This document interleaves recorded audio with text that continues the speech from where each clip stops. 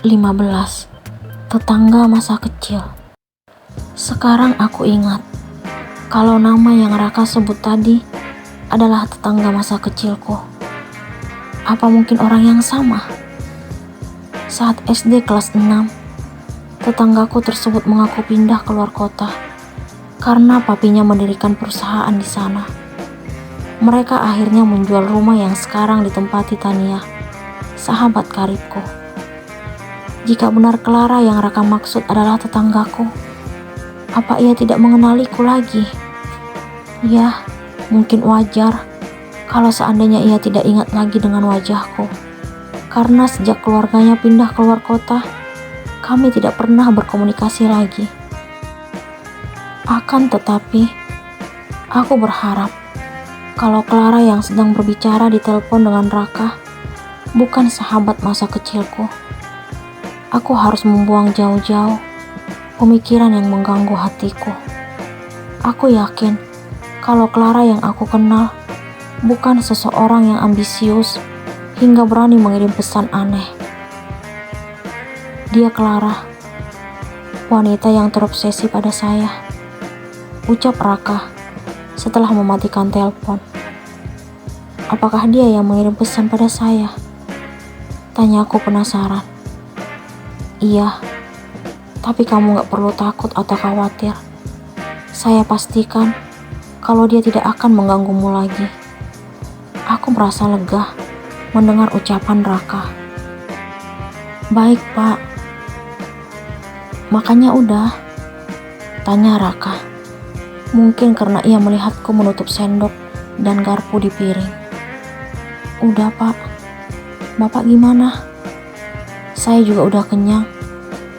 Kamu mau langsung pulang atau mau pergi ke suatu tempat?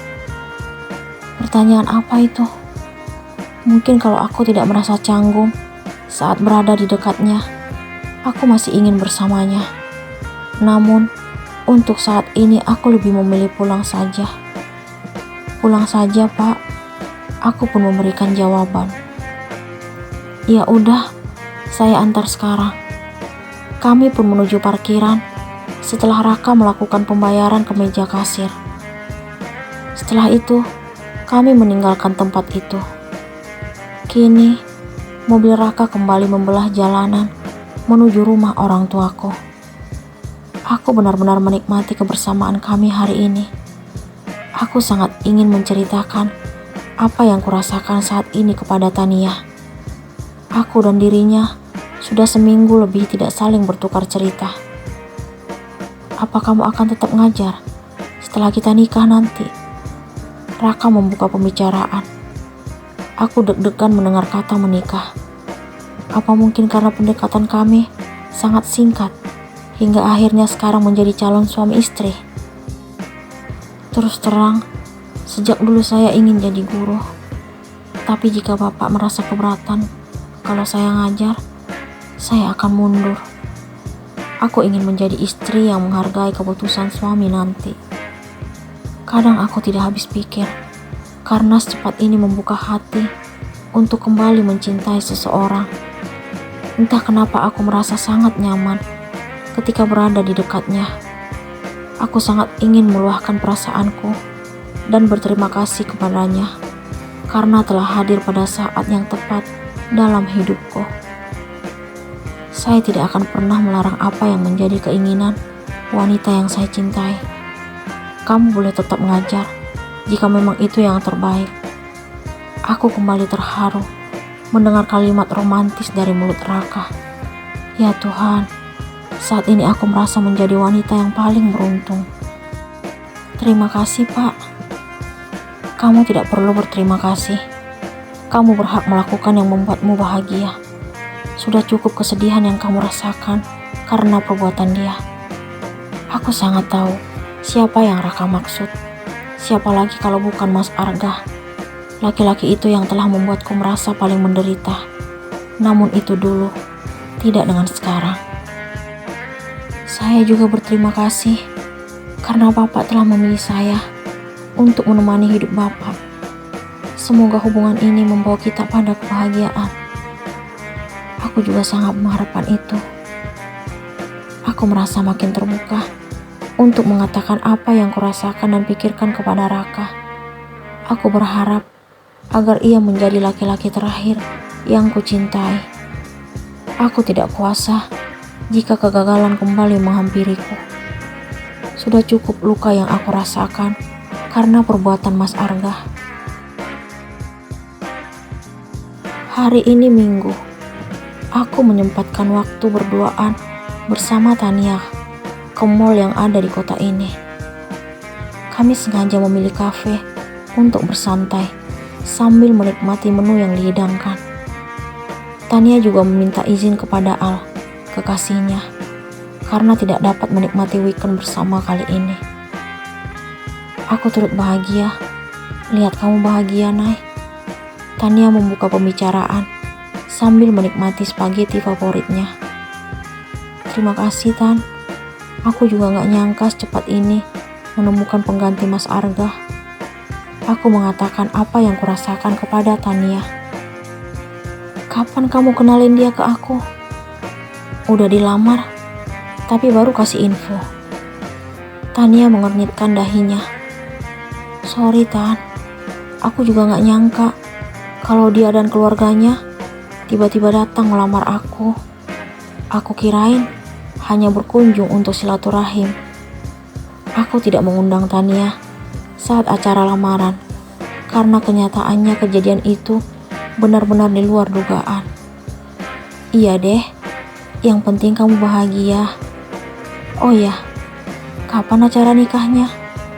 Tanya Tania. Insya Allah bulan depan, Tan. Tania tiba-tiba batuk. Kamu kenapa, Tan? Jadi, kamu nikahnya bulan depan, tapi baru kasih info ke aku sekarang. Kan lamarannya juga baru. Ternyata calon suamimu benar-benar hebat. Aku yakin, Arga pasti nyesal udah ninggalin kamu demi wanita gak benar itu. Aku tidak mengerti apa maksud ucapan Tania. Wanita gak benar? Maksudnya apa, Tan? Tanyaku ingin tahu. Itu, udah, lupain aja.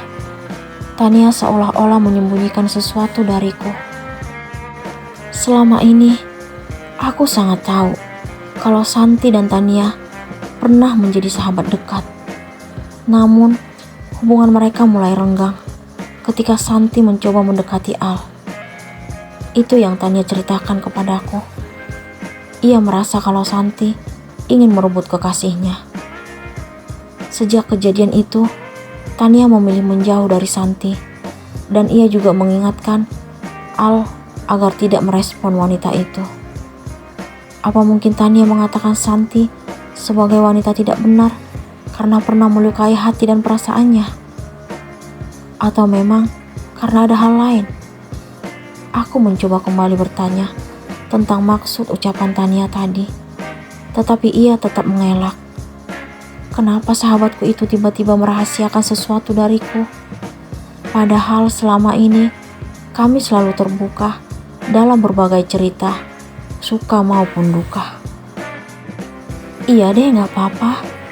Kalau kamu tetap memilih diam, aku gak akan maksa kamu kok. BTW, aku ke toilet dulu ya.